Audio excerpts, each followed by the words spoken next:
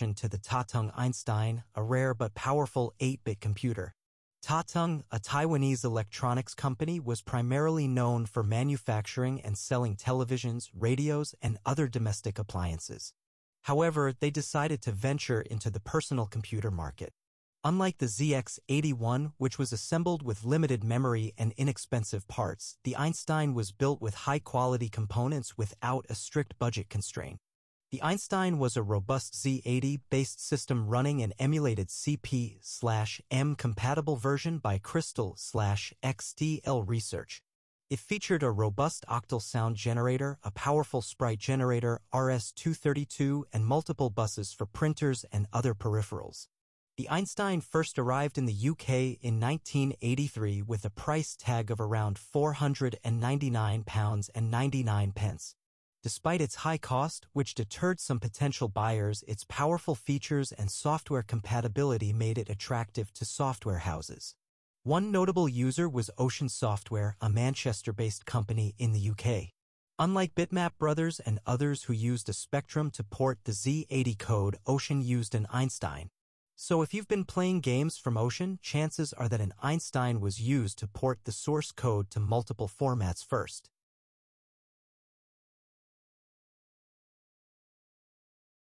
In 1987, after leaving school, I joined a youth training scheme, YTS, to gain some office experience. During this time, I was in search of an 8-bit computer to learn programming and, of course, play games. My father and I visited a Kcin superstore where we found about 10 brand new Kcin Einsteins being sold for £129.99.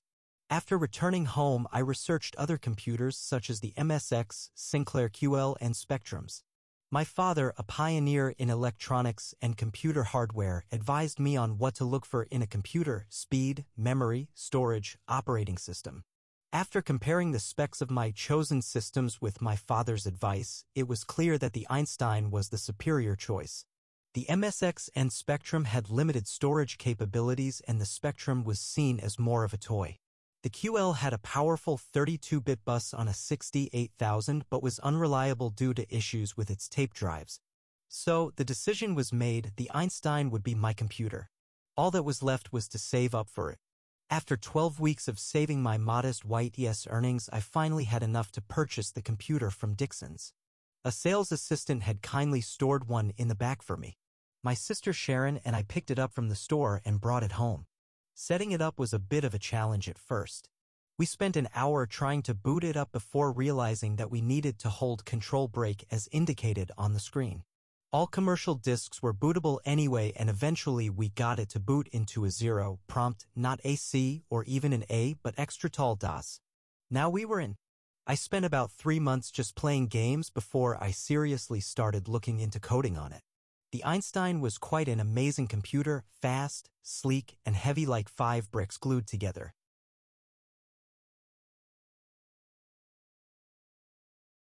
Programming the Einstein might seem like the dull part, but it was quite the opposite for me. Between 1989 and 1991, my father and I joined a computer club called the Northwest Computer Applications Group. My father typically held positions such as CEO or treasurer. The club was similar to the homebrew clubs in the US, where members would bring their computers for others to examine. These members were mainly engineers, programmers, and individuals looking to expand their skills. One of my fondest memories was of a fantastic fish and chip shop across from our meeting place. We met once a month on a Wednesday from 7 p.m. to around 10 or 11 p.m. in a pub in Stockport. I lived in Manchester and my father lived in Stoke. We had a friend named Jan who sadly passed away in 1999.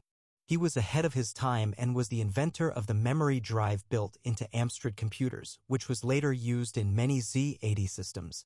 The main focus of this club was programming computers.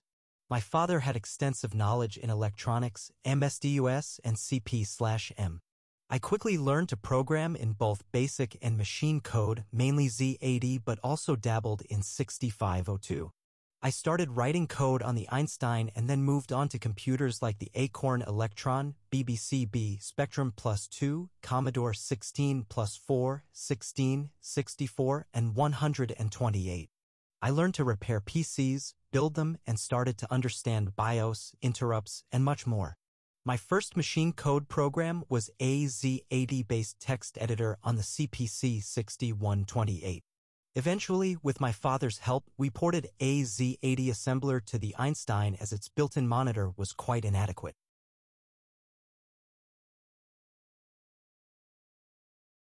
Whatever happened to this computer? In simpler terms, my ex-partner somewhat pressured me. She was a cow into selling the computer.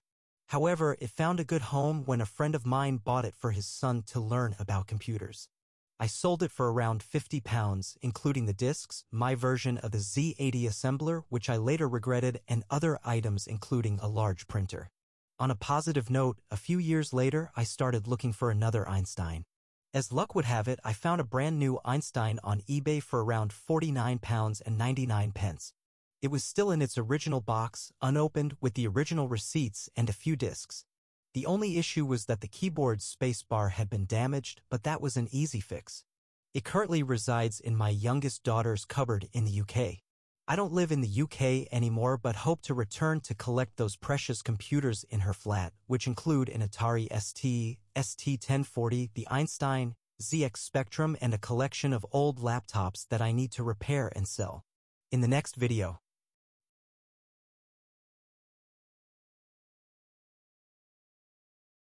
Thanks for watching.